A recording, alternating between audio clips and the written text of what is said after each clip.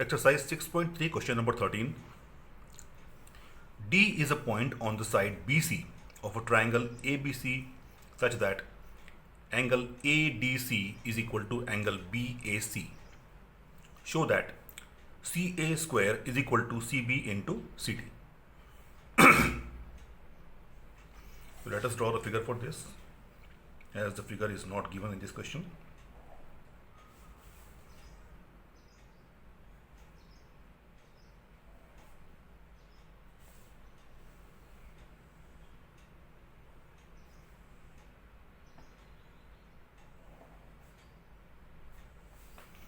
This is triangle ABC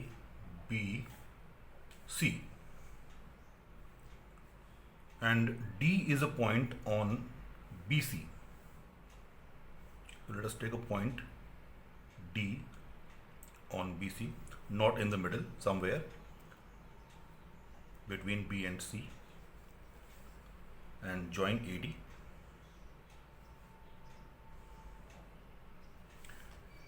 And we are given that this angle ADC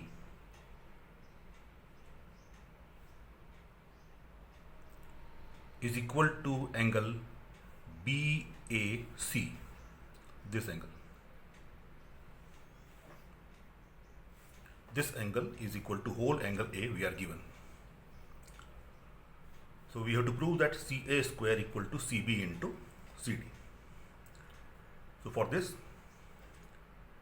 we will take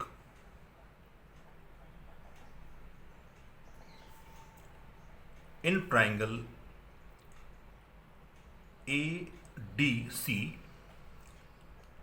and triangle BAC.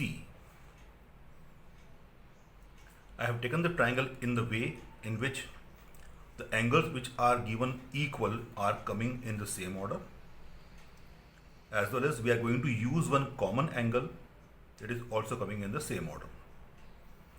So given equal angle we have taken here in the middle, and the common angle we have taken at the last, so that the order of corresponding sides for these two triangles will remain same for both the triangles. So in triangle ADC and triangle BAC, we have angle ADC is equal to angle BAC, which is given to us, and angle C is equal to angle C, which is common.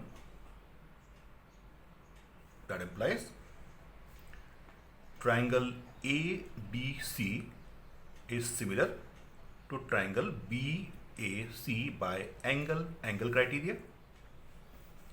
Now from these similar triangles, take the ratio of the corresponding sides. So we can take AD upon BA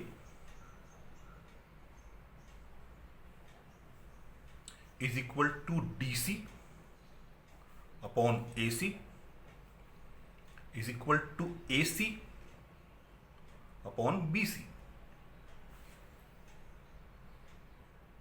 Okay. Now out of these three ratios, these two are useful for us to prove the relation. So DC upon AC is equal to AC upon BC.